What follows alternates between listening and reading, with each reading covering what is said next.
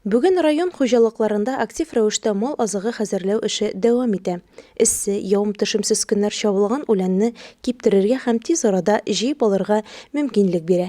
Гомумән, 30 июньгә район буенча кышлыкка маллар өчен 3072 тонна печән, 17959 тонна сенаж әзерләнгән. Урал җәмгыяте эшчәннәренең авыл хуҗалыгының һәр тармагында адымнары ышанычлы, эш нәтиҗәләре куандыра, планнары да матур.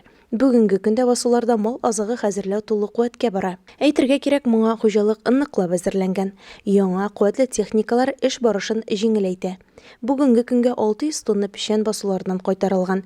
Кышлату чорына җәмгыять эшчәннәре мал азыгы хәзерләүгә 15 июнь көнне керешкән. Бу хакта безгә җәмгыятьнең баш агрономы Ришат Кабиров сөйләде.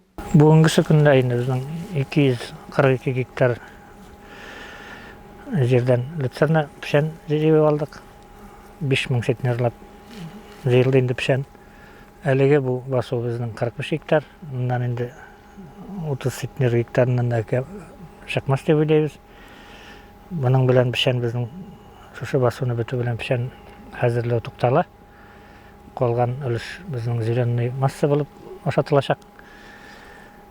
Ойлап тұрабыз енді 6500 центнерлап пішен хәзерләрбез деп. Бұл енді потребность бойынша жетер. Чөнки біздің былтырғы остаток та бар. Шушы пішен әзерлеу белән параллель рәвештә енді біздің уберет ителгән пішен жерләрен яңадан дополнительный өстәмә токландыруга әзерләр бара, аны иртәгәдән башлаячакбыз. Бар жерләр эшкәртелә, шуннан соң зеленый массага дип әйтәбез инде. Рапс шәшәргә жер хәзерләйбез. Химпрополк инде безнең алдан ук беткән иде. Пока шундый эшләр.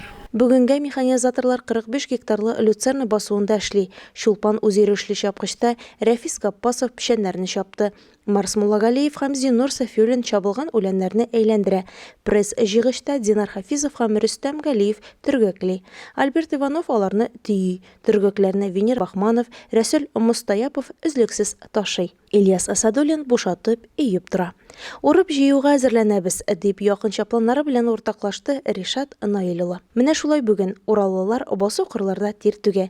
Үстергәнне түкми-чәчми җыеп алырга омтылып эшли. Җәмгыять җитәкчелеге тарафыннан билгеләнгән бурычлар уңышлы тормышка ашырыла.